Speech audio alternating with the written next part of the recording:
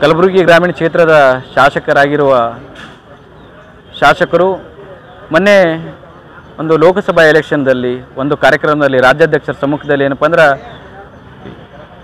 ಬಿಜೆಪಿಗಿಂತ ಕಾಂಗ್ರೆಸ್ ಅಭ್ಯರ್ಥಿಯಾಗಿರುವ ರಾಧಾಕೃಷ್ಣ ಸಾಹೇಬರು 10 vote lead ತೊಗೊಂಡ್ರೆ ಈ ಕ್ಷೇತ್ರದ ಶಾಸಕರು ನಾ ಶಾಸಕ ಸ್ಥಾನಕ್ಕೆ ಏನಪ್ಪ ಅಂದ್ರೆ ರಾಜೀನಾಮೆ ಕೊಡ್ತೀನಿ ಅಂತ ಅವರು ಹೇಳಿದರು. ಅದಕ್ಕೆ ನಾ ಅವ್ರ ಗಮನಕ್ಕೆ ತರ್ತಾ ಇದ್ದೀನಿ. ಇವತ್ತೇನಪ್ಪ ಅಂದ್ರೆ ಕಲಬುರಗಿ ಗ್ರಾಮೀಣ ಕ್ಷೇತ್ರದಲ್ಲಿ ನಮ್ಮ ಕಾಂಗ್ರೆಸ್ ಅಭ್ಯರ್ಥಿಯಾಗಿರೋ ರಾಧಾಕೃಷ್ಣ ಸಾಹೇಬರಿಗೆ 2077 ವೋಟ್ ಏನಪ್ಪ ಅಂದ್ರೆ ಇಲ್ಲಿ ಲೀಡ್ ಆಗಿದ್ದಾರೆ ಮತ್ತು ಮುನ್ನಡೆ ಆಗಿದ್ದಾರೆ. ಅದಕ್ಕೆ ನಾ ಕ್ಷೇತ್ರದ ಶಾಸಕರಿಗೆ ಒಂದು ಗಮನಕ್ಕೆ ತರ್ತಾ ಇದ್ದೀನಿ.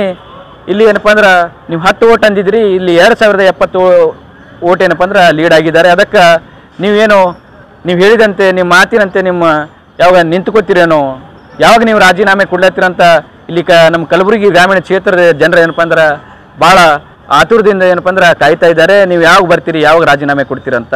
ಅದಕ್ಕೆ ನಾವೇ ಶಾಸಕರಿಗೆ ಹೇಳಕ್ಕೆ ಇಷ್ಟಪಡ್ತಾ ಇದ್ದೀನಿ.